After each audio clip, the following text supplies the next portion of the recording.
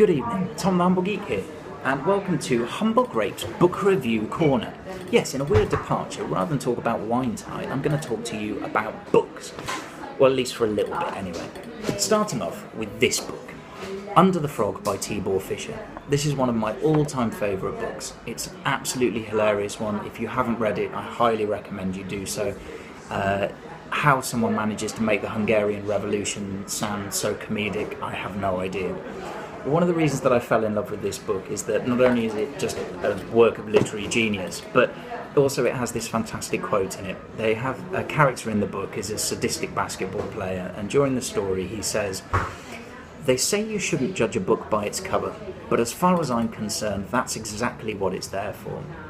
And it's an opinion that I wholeheartedly believe in. That is exactly what a book cover is there for. So when people say don't judge a book by its cover, do judge a book by its cover. That's exactly the intention.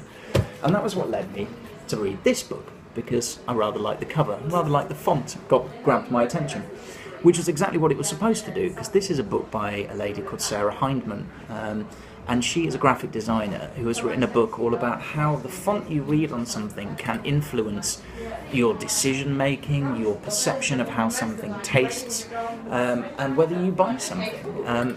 I found it an incredibly interesting read because it showed me all those little tricks that designers use to sort of change your perception of something, and I found it a bit of an eye-opener. She also does these fantastic tests in it where she gets people to try a jelly bean while they read a word written in one font, and then she gives them the same jelly bean and gets them to read the same word but in a different font, and then asks them which one they think is sweeter, and people generally say that one is sweeter even though it's the exact same jelly bean. So the font has changed your perception, which is quite a crazy thing to get your head around. But so I am a person who does judge a book by its cover, which is what led me to pick up this book. Yes, The Biggest Pig in Barbados.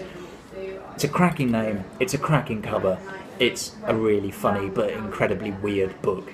I highly recommend also giving this a go. But I was drawn to it because it had this pig on it and it's bright orange. And that is kind of what drew me to this wine. It's got no pig on it, but it is bright orange.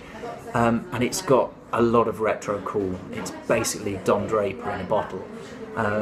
It's the Pure Merlot by Domaine de Marichaux. Kind of does exactly what it says on the label. It's pure Merlot. It's a Bordeaux Superior, which means it basically looks down its nose at all the other Bordeaux. No, that's not really what it means, but it kind of should be, because this wine has every right to feel a little bit superior. It is an experimental wine. This is the first ever vintage that was made of this wine. They only made 3,000 bottles of it, so it's incredibly limited edition.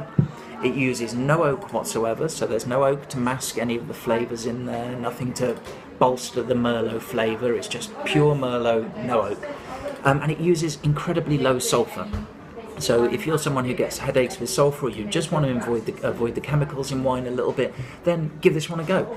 Incredibly low sulphur, fantastic, easy drinking, wonderfully drinkable Merlot. In terms of how it tastes to me, it's plummy, it's juicy. There's something also quite funky, almost a little bit farmy about it. I would describe it, if it didn't sound like such a horrible rugby term, I'd kind of describe it as being muddy plums. Muddy plums is how I'd describe this.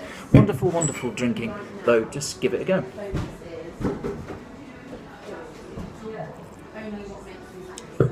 £14. Judge a book by its cover on this one. It's fantastic. Pure Merlot, as the Scots would say, pure, dead, brilliant.